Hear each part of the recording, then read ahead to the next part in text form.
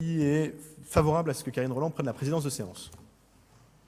Unanimité, je vous en remercie. Karine Roland, vous avez la présidence. Merci. Alors, comme vous le savez, le Code général des collectivités territoriales prévoit que les conseils d'arrondissement de Paris, Lyon et Marseille délibèrent sur ce que l'on appelle l'état spécial pour l'année écoulée, donc pour 2014 en ce qui nous concerne aujourd'hui. Exercice bien sûr un peu aride mais absolument indispensable puisqu'il en va de la manière dont est utilisé l'argent des contribuables parisiens. Pour ce qui est du 18e arrondissement, en 2014, le compte administratif s'élève donc à 12 19 878 €, comprenant 3 dotations que nous allons détailler. Une dotation d'investissement, une dotation d'animation locale et une dotation de gestion locale. Précision, vous verrez que apparaissent 2 dimensions. La dimension de dotation, c'est ce dont l'arrondissement disposait, des financements dont nous disposions. Et puis les dépenses mandatées, c'est ce qui a été payé, ce qui a effectivement été payé entre le 1er janvier et le 1er décembre, avec parfois un décalage entre la dotation et les dépenses mandatées pour cause de retard d'arrivage des factures ou autres. Donc c'est ce que nous y reviendrons en parlant du taux d'exécution à plusieurs reprises. Alors, première vue concernant les équipements de proximité du 18e arrondissement et notamment l'évolution du nombre d'équipements de proximité de notre arrondissement. Comme vous le savez, un arrondissement est en charge de l'entretien, des charges justement des équipements de proximité. Les équipements de proximité sont à vocation éducative, sociale, culturelle, sportive. Leur caractéristique est qu'ils ne concernent pas l'ensemble des Parisiens ou les habitants de plusieurs arrondissements, mais qu'ils n'ont pas de vocation nationale. Donc on parle là principalement des espaces verts, des établissements liés à la petite enfance, des piscines, bibliothèques, etc. Nous concernant, le nombre d'équipements de proximité entre 2008 et 2014 est passé de 189 à 230 équipements de proximité, avec, donc c'est un solde positif de 41 établissements de proximité, constitués notamment d'espaces verts. Nous en manquons, nous en construisons et nous continuons. Dans le solde que vous voyez apparaître ici, et au titre des espaces verts, il y a bien sûr les jardins, mais il y a aussi les jardins partagés et les jardinières. Voilà, donc ce que nous faisons maintenant justement dans ces établissements de proximité au titre de la dotation d'investissement. C'est le premier poste du budget que je mentionnais tout à l'heure. Les maires d'arrondissement peuvent engager la section d'investissement de leur état spécial pour des opérations de travaux sur la voirie publique, sur des équipements de proximité et sur des équipements gérés par le Conseil de Paris. Il s'agit là de travaux qu'on pourrait qualifier d'importants sur l'espace public. Quelques exemples, la fourniture et la pose de potelets, la création de jardinières, j'en parlais à l'instant, ou dans une école, un établissement de petite enfance, ça a été cette année la pose d'un interphone, d'un ballon d'eau chaude. Donc on n'est pas là dans la maintenance, on est bien dans les travaux, dans les interventions lourdes. Au titre de 2014, les crédits ouverts étaient de 690 000 €. À noter, tous les arrondissements disposent de la même dotation d'investissement et cette dotation est inchangée depuis 2005, en dépit de l'augmentation du nombre d'équipements de proximité qui, comme je le disais, a augmenté, ce qui signifie que l'on finance par d'autres moyens. Sur le budget dont nous disposions, les dépenses mandatées sont de 427 000 €. Donc on n'atteint pas l'ensemble des financements disponibles, notamment pour cause de factures non parvenues, ce qui nous amène à un taux d'exécution, rapport entre dépenses mandatées et crédits ouverts, de 62%. Notons que pour ces investissements que je qualifierais de lourds, l'arrondissement prend aussi en charge des dépenses dans le cadre des investissements dits localisés depuis 2011, dans le cadre des enveloppes d'investissement d'intérêt local. Donc là, il s'agit du budget général de la ville pour lequel l'arrondissement est consulté et qui nous permet de réaliser des investissements supplémentaires pour des montants conséquents, puisque sur l'espace public, il s'agit d'1,8 million en 2014, et pour les équipements de proximité, 4,8 millions d'euros. Et à cela s'ajoute, extrêmement important depuis cette année, le budget participatif d'arrondissement. Vous savez que dans le 18e, nous disposons du budget participatif le plus important de l'ensemble de la ville de Paris et que les budgets disponibles atteignent près de 4 millions d'euros. Deuxième poste de notre état spécial, la dotation d'animation locale. Donc la dotation d'animation locale, on est là dans du fonctionnement, on n'est plus dans de l'investissement. Elle a pour objet de financer des dépenses liées à l'information des habitants de l'arrondissement, à la démocratie, à la vie locale, aux activités culturelles, mais aussi à des travaux d'entretien des équipements de proximité. La moitié de la dotation d'animation locale va à des travaux d'entretien effectués, cette fois, par des entreprises extérieures à la ville. Il s'agit de demandes très spécifiques pour lesquelles les services de la ville ne peuvent pas intervenir. Et donc, la moitié de cette enveloppe de fonctionnement va à des travaux d'entretien dans les établissements de proximité. L'autre moitié, donc, va au crédit d'animation locale tel que je le mentionnais tout à l'heure pour la communication, la démocratie, la vie locale. On a mentionné tout à l'heure lors de l'agenda du mois à venir quelques événements, citons le mois de la nature, l'événement Résistance qui aura lieu demain soir, et puis bien sûr la dotation culturelle de proximité, 1 € par an et par habitant dédié à des projets culturels de proximité. Ces dépenses sont prises sur la dotation d'animation locale. En 2014, les crédits ouverts étaient d'1,443 million € et nous avons mandaté 1,097 million €, soit un taux d'exécution de 76%. Dernier point, et c'est le plus important budgétairement, enfin en termes de montant, la dotation de gestion locale. Là aussi, nous sommes dans du fonctionnement. La dotation de gestion locale permet essentiellement de couvrir les dépenses de fonctionnement des équipements de proximité et notamment de payer les fluides, l'eau, l'électricité, le gaz, etc. À ce titre, les crédits ouverts étaient de 11,417 million €.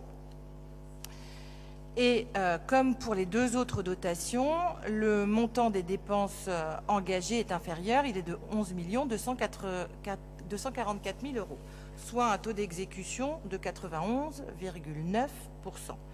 À noter, ce taux est très légèrement supérieur à la moyenne des arrondissements parisiens pour le 18e.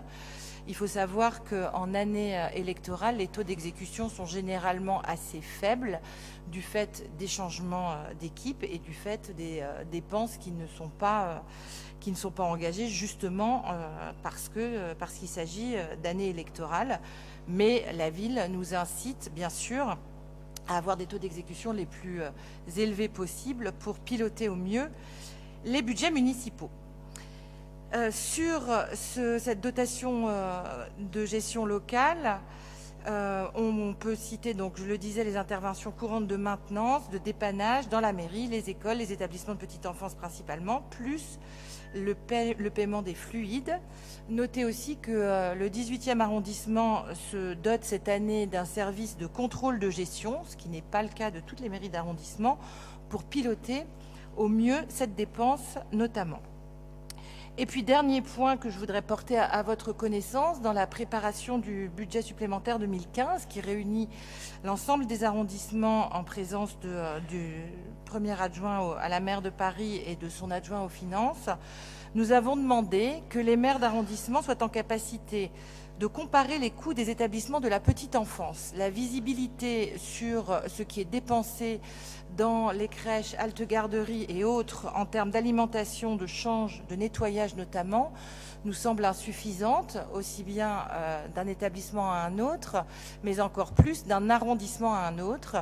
Et nous pensons notamment que du côté de ce qui pourrait être fait en termes d'achat plus durable, des progrès sont possibles. Donc nous avons fait cette demande à l'hôtel de ville De la même manière, nous avons demandé que les maires d'arrondissement soient plus étroitement associés au suivi des contrats de gestion et d'animation des équipements jeunesse, puisque vous le savez, il s'agit d'équipements de proximité. On est en période de renouvellement des DSP et justement, il semblerait que sur l'ensemble de Paris, on manque un peu de clarté et de visibilité sur la manière dont sont gérés ces équipements.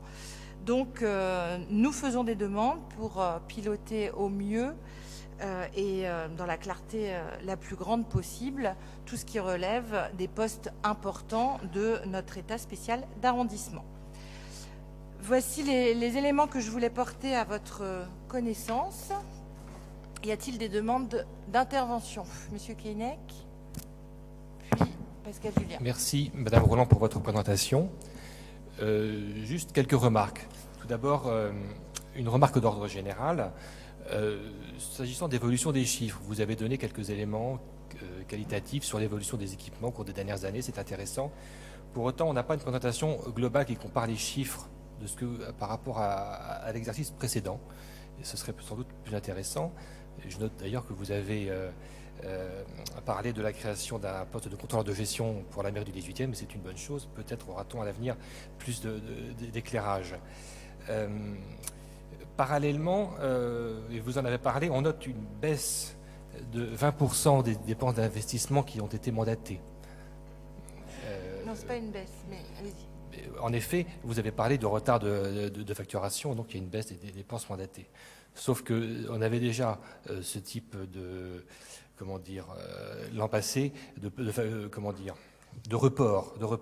Et c'est pour en revenir à l'autre point que je voulais signaler, c'est qu'on a une une disproportion des reports de crédits d'investissement par rapport aux crédits qui sont ouverts. Et ça, c'est assez curieux, en fait, dans votre présentation. C'est-à-dire que les reports de crédits d'investissement d'une année sur l'autre sont toujours très importants. Ils sont cette année de 38% des crédits ouverts et de 64% des crédits votés, ce qui est un peu curieux. Voilà, merci. Pascal Julien. Ça marche? Oui. Je voudrais remercier la présentation. Je me souviens, il y a quelques années, on ne comprenait rien de cette délibération, et ça fait depuis maintenant quelques années qu'on comprend quasiment tout grâce au graphique circulaire.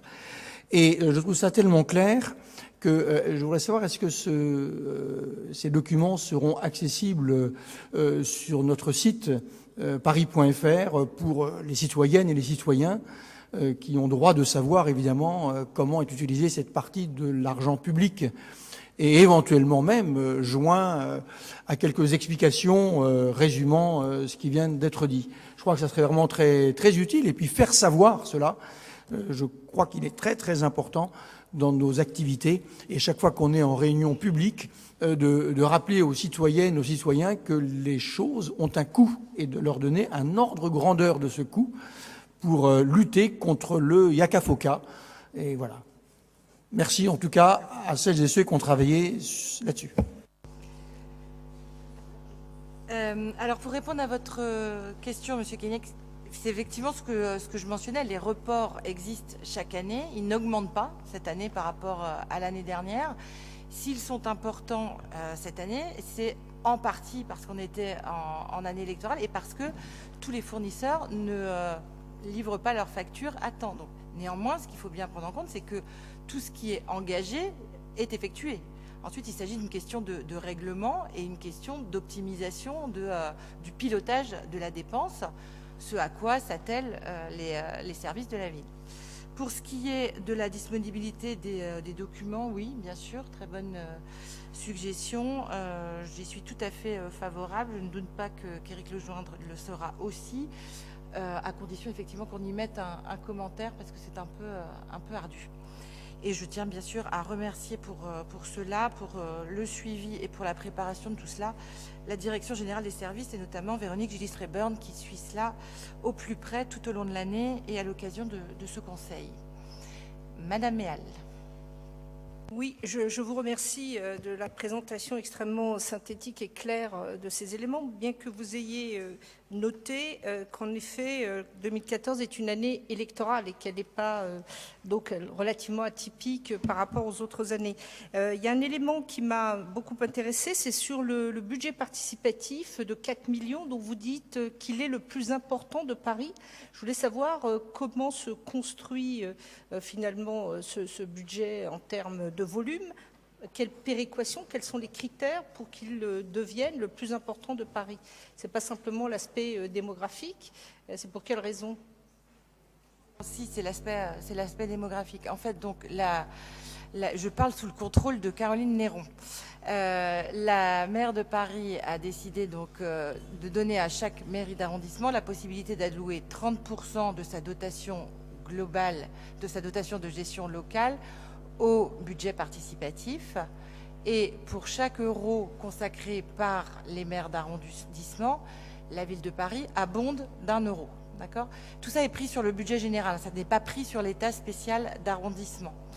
Du fait de du montant de notre dotation de gestion locale qui est extrêmement importante, elle est critéririsée sur la démographie, sur les tranches de revenus des habitants de l'arrondissement et un certain nombre d'autres critères, mais voilà les principaux. Nous avons une dotation de gestion locale très importante et Éric Lejoindre, comme en réalité tous les maires d'arrondissement de la capitale, a décidé d'allouer 30% de ce montant au budget participatif. Ça faisait 1 900 000 et quelques, qui a été abondé d'autant par la ville de Paris.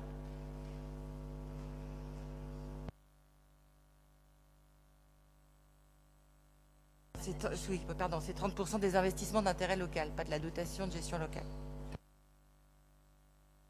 Que c'est bien pris sur le budget général de la ville de Paris. Y a-t-il d'autres demandes d'intervention? Non. Donc nous mettons le compte administratif au vote. Qui est pour? Qui vote favorablement? Qui vote contre? Qui s'abstient et qui ne prend pas part au vote? Très bien, il est adopté.